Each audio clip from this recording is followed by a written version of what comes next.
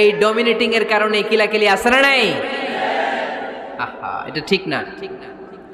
আমার শাশুড়ি মায়েরা যারা আছেন, প্রথমে শাশুড়ি দিয়ে শুরু করি। আমার মাইকের আওয়াজ যে ঘরগুলোতে যায়, আমার শাশুড়ি মাদেরকে বলবো, বউদের উপর অত্যাচার করবেন না। ছেলেরে প্রশ্ন করে, তোর কাছে তোর বউ বড় না আমি বড়? আছে না নাই? এটা একটা প্রশ্ন হইল। তোর বউ বড় না আমি বড়? দুইজনেই বড়। তো এক ছেলে সুন্দর উত্তর দিছে, আমার কাছে ভালো লাগছে উত্তরটা শুনে। এক মা প্রশ্ন করছে, তোর এতদিন আমি লালন পালন করে বড় করলাম, জীবন যৌবন তোর জন্য শেষ করলাম, আজকে বউ পাইয়া বউ তোর আপন হয়ে গেল? এবার ছেলে উত্তর দিছে, মা, আমার মুখ থেকে মা ডাক শোনার জন্য তুমি কি কষ্টটাই না করছো জীবনে। 10 মাস আমারে পেটে ধারণ করলা, খাইতে পারো নাই, বমি করছো, খালি ওষুধ খাইছো, তোমার পেট কেটে আমারে বের করা হয়েছে, 2 বছর আমারে দুধ খাওয়াইছো, পেশাব পায়খানা পরিষ্কার করেছো, বয়স যখন 3-4 তখন তোমার আমি মা ডাকছি। এই মা ডাকটা শোনার জন্য তুমি এত কষ্ট করছো, আর আরেকবারের মাইয়া এই ঘরে আইসাই তোমার মা ডাকা শুরু করছে। যেই মেয়েটা তোমারে মা ডাকে সে আমার আপন হবে না কেন মা? ঠিক কিনা? এই মা ডাক শোনার জন্য তুমি এত কষ্ট করলা, আমার লালন পালন করলা, 10 মাস পেটে ধরলা, পেশাব পায়খানা পরিষ্কার করলা, এরপরে মা ডাক শুনতে পারছো। আর আরেকবারের মেয়ে জানা নাই চিনা নাই এসেই তোমার ডাকা শুরু করছে মা। তো যে আমার মারে মা ডাকে তার স্থান তো আমার কলিজায়, ঠিক কিনা? শাশুড়ি আম্মারা যারা আছেন, প্লিজ বৌমাদেরকে কষ্ট দিয়েন না। অনেক শাশুড়ি আছে পান থেকে চুন খসলে রেগে যায়, পদে পদে স্ত্রীর ভুল ধরে, বউয়ের ভুল ধরে, আছে না নাই? এটা করবেন না। সে তো নতুন, আপনার অনেক এক্সপিরিয়েন্স হতে তার সময় লাগবে, তাকে সময় দিন, তাকে ভালোবাসুন, ঠিক কিনা? না বুঝে সামান্যতে বৌমারে বদদোয়া দেয়, এরকম আছে না নাই? কিন্তু বুঝতে চায় না, বৌমারে যদি বদদোয়া দেয় তাহলে তার নিজ ছেলের পরিবারের ক্ষতি, পেটে ধরা যে ছেলে, ছেলের পরিবারের কিন্তু ক্ষতি, তার আপন নাতি নাতনিদেরই ক্ষতি। আওয়াজ করে বলেন ঠিক কিনা? বৌমাকে বদদোয়া দিয়েন না। বৌমাকে নিজের মেয়ের মতো দেখবেন। সমাধান আমি দিচ্ছি, কেমন দেখতে হবে? নিজের মেয়ের মতো। নিজের মেয়ে সকালে ঘুম থেকে ওঠে 11টা, ওইটা সমস্যা নাই। বৌমা কেন উঠলো না, ওইখানেই ঝামেলা, আছে না নাই? মেহেরবানি করে আপনার বৌমাকে আপনার নিজের মেয়ের মতো দেখেন। নিজের মেয়েরে যেমনি আদর করেন তাকেও অমনি আদর করেন। আপনার বৌমারে যদি আপনি কষ্ট দেন, মনে রাখবেন আপনার নিজের মেয়েটাও আরেকবারের বউ হয়ে কয়েকদিন পরে যাবে। আপনি যা যা করবেন আপনার মেয়েকেও তারা ওই রকম কষ্ট দিয়ে বাড়িতে ফিরিয়ে দিবে। চিল্লায় বলেন ঠিক কিনা? খবরদার, টিট ফর ট্যাট। ইট্টি মারলে পাটকেলটি খেতে হয়। এজন্য শাশুড়ি আম্মা জানারা যারা আছেন, বৌমার সাথে খারাপ আচরণ করবেন না মেহেরবানি করে। তাকে আপনি কষ্ট দিলে আপনার নিজের মেয়েটাও আরেক বাড়ির বৌমা হবে, সেও ওই বাড়িতে এই কষ্টগুলো ভোগ করবে। এগুলো যখন আপনি শুনবেন তখন আপনার চোখ দিয়ে পানি পড়বে কি পড়বে না? পড়বে। এবার আসেন বৌমার কথা বলি। বৌমা যারা আছেন মেহেরবানি করে, বৌমা যারা আছেন মেহেরবানি করে আপনার শাশুড়ি আম্মাকে নিজের মায়ের জায়গায় রাখবেন। আপনার বাড়ি ছেড়ে নতুন বাড়িতে আসছেন, তো এটাই তো আপনার বাড়ি। আপনার মা রেখে দিয়ে নতুন মা পাইছেন, এটাই তো আপনার মা। তো ওনাকে মায়ের জায়গায় বসাতে আপনার সমস্যাটা কোথায়? বৌমারা খেয়াল রাখবেন, আপনি আপনার শাশুড়ির সাথে যে আচরণটা করতেছেন, আপনার শেষ বয়সে আপনার ছেলের বিয়ে দেওয়ার পরে যে বৌমাটা আসবে ওই আচরণই আপনাকে ফিরিয়ে দিবে। The nature has its own return. প্রকৃতির একটা মাইর আছে, এটা শেষ মাইর, এটা শেষ খেলা। প্রকৃতির খেলা বড় খেলা। আপনি আপনার শাশুড়ির সাথে যে আচরণ করবেন, আপনার শেষ বয়সে আপনি একদিন শাশুড়ি হবেন, এটা মাথায় রাখবেন। ওই আচরণই আপনি ফিরে পাবেন। আওয়াজ করে বলতে হবে ঠিক কিনা? এজন্য 9 নাম্বার পয়েন্টস হচ্ছে মিউচুয়াল রেসপেক্ট। সবাই যেন সবাইকে ভালোবাসি। দোষ ছাড়া মানুষ নাই, সবার দোষ আছে। আমরা যেন একে অন্যের দোষ না খুঁজি। বৌমারা, আপনাদের কেন যদি আমার মাইকের আওয়াজ যায়, অল্প কিছু টেকনিক অবলম্বন করলে আপনি আপনার শাশুড়ির মন জয় করতে পারবেন। শাশুড়িরা আসলে বেশি কিছু চায় না, আগের জামানার মানুষ তো, এদেরকে ওইভাবে হাত করতে হবে।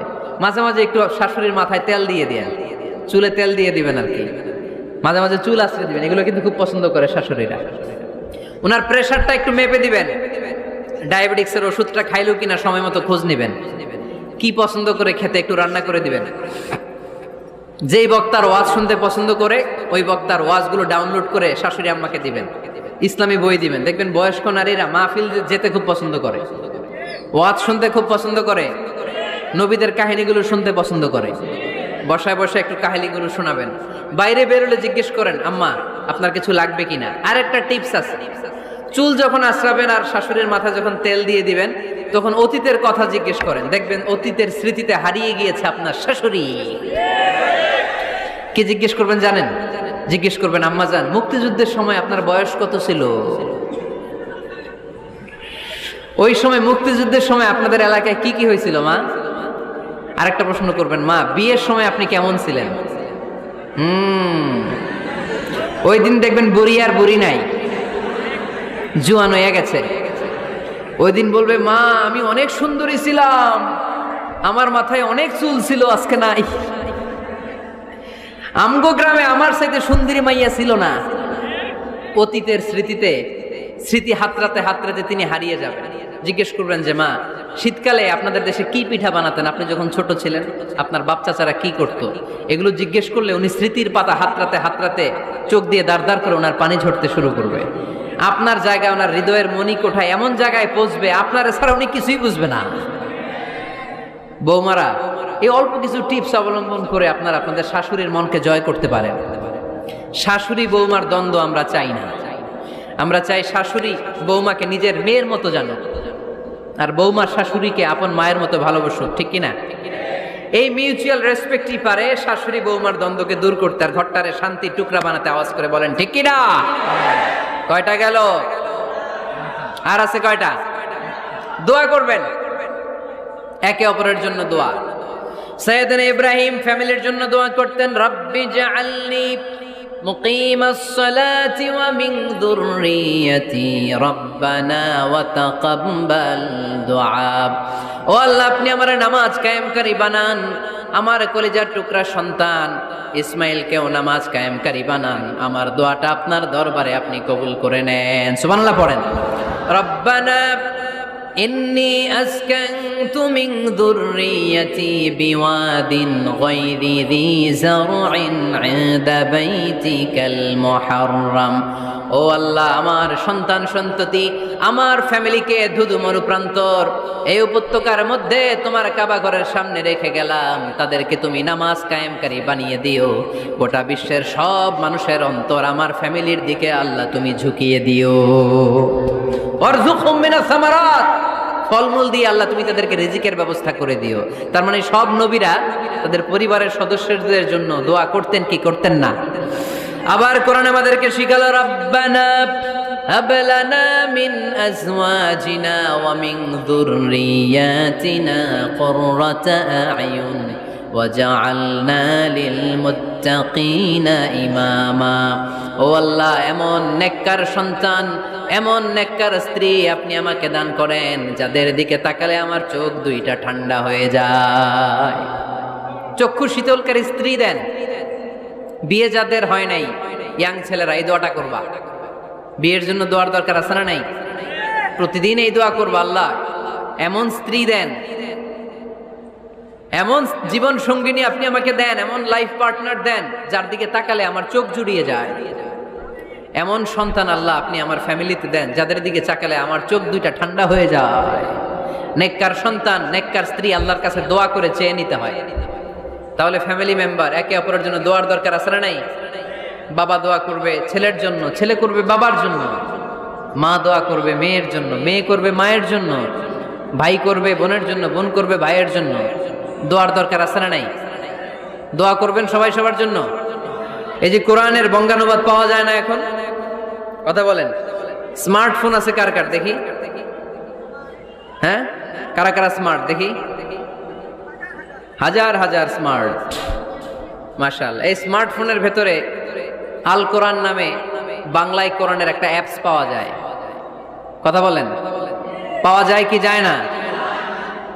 আজকে থেকে এই অ্যাপসটা ডাউনলোড করে প্রতিদিন 1 আয়াত 2 আয়াত 3 আয়াত করে পড়া শুরু করে দেন। বাঁচতে হলে পড়তে হবে, বাঁচতে হলে জানতে হবে, ঠিক কিনা?